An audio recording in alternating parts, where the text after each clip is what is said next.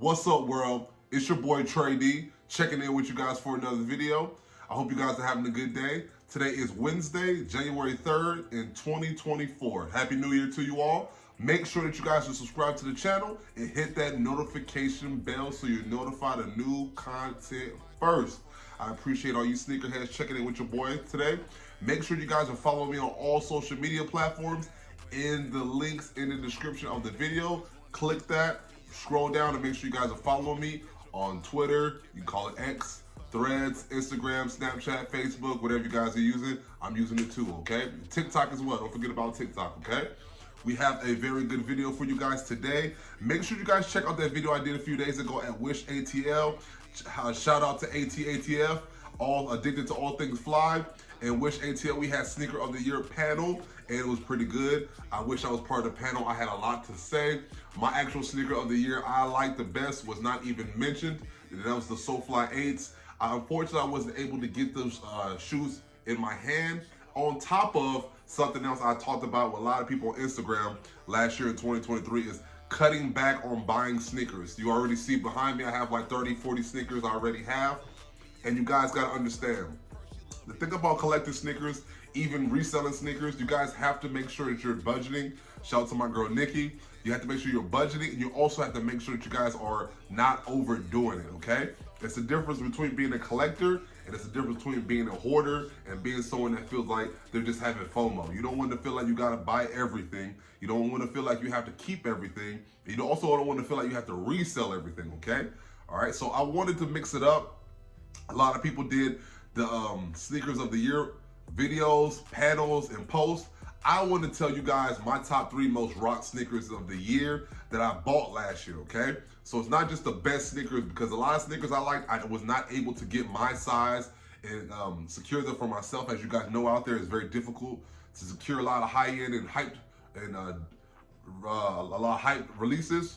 But I'll just go with the ones that I did cop and the ones I wore the most, okay? So I'm gonna do a top 3 for you guys. You guys know we had a lot of heat come out last year in 2023. In my humble opinion, we got more heat coming out in 2024, especially with the reimagined Black Toe Jordan 1s, the Black Toe 14s. We have some more Travis Low Olives Jordan 1s. We have an actual Travis shoe, the Jumpman Jack shoe coming out. We have military blue 4s. We have the Bread for reimagines. We have a lot of shoes coming out this year that's going to be actually really good. So I'm looking forward to that. But I'm going to hit you guys with my top 3. Number 3 is an Air Jordan 1. It was a very high sought after colorway. I think a lot of people were very disappointed when they seen the quality, including myself, because I have the other one that came out before this one. But I still think it's a very nice shoe. It's something I wear very often, okay? Let me hit you guys with number 3. Boom! This is Air Jordan 1. We call this UNC Toe. Okay, like I said, we had an Air Jordan 1 UNC come out in 2020. I honestly like that colorway much better than this one. I like when I seen the mock-up because I was thinking it's a little bit closer to what we like when it comes to the this color blocking. But it just seems like the quality did not stand up to what we thought in the mock-ups, and a lot of the early looks of the picture of the sneaker kind of revealed to us that it's going to be a little bit lower quality material when it comes to the leather. But also on top of that, another reason why the shoe isn't really being very high coveted at the moment because of resale. Sadly, resale has to be a factor in a lot of things when it comes to shoe because resale does gauge the demand, okay? And this shoe did sit for a very long time. A lot of people was actually lucky enough to get this shoe at under retail. I was not. I pulled the trigger very soon after the release. I just wanted to make sure I can get my size 13. But as we know now in 2024, like we did in 2023 at the end, Jordan 1 hype is dying. So you're easily able to grab a pair of Air Jordan 1s pretty much anywhere when they release online or in store. So they came out in, July 22nd of 2023. Obviously, Air Jordan 1s are now retro and retailing for $180. They used to be $170 a couple years ago, but we're probably going to see them go back up another $10, sadly, even though the hype isn't there. It's just Nike and Jordan brand is adapting to the current climate of what's going on in our economy, okay? So number 3 of 2023, the most rock shoes for your boy TrayD would be the Air Jordan 1 Retro High OG UNC Toe, okay? I'm gonna put this right here. That's gonna be number 3. We're gonna work our way over.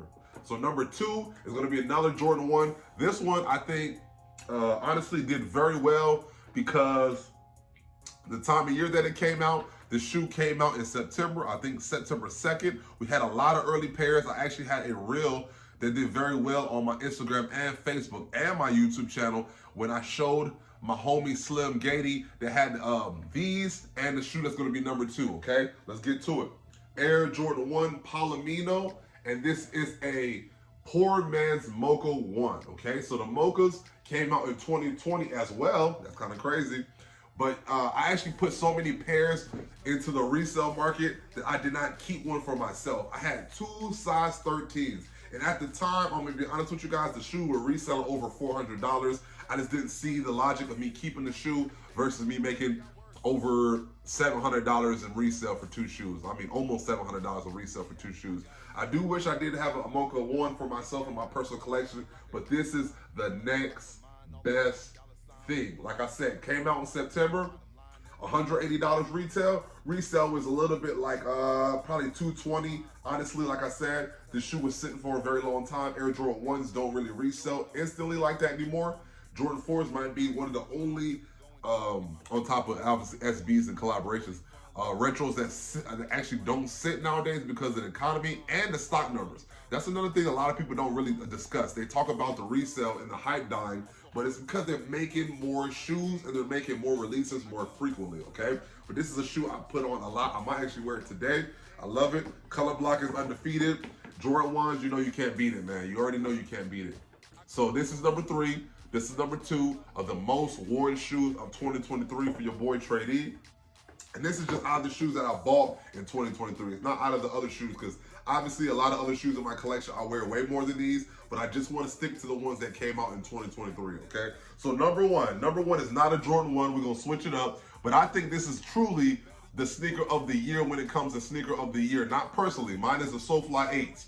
This is a shoe that has hype, that had demand, that had a storyline behind it. It was accessible to get. They sat for a very long time. They actually went on sale, and some people are lucky enough to find it at places like Ross, okay? And that is the Air Jordan 3 White Cement Reimagined. Now, these came out earlier the top of 2023 in March, and they retail for $210.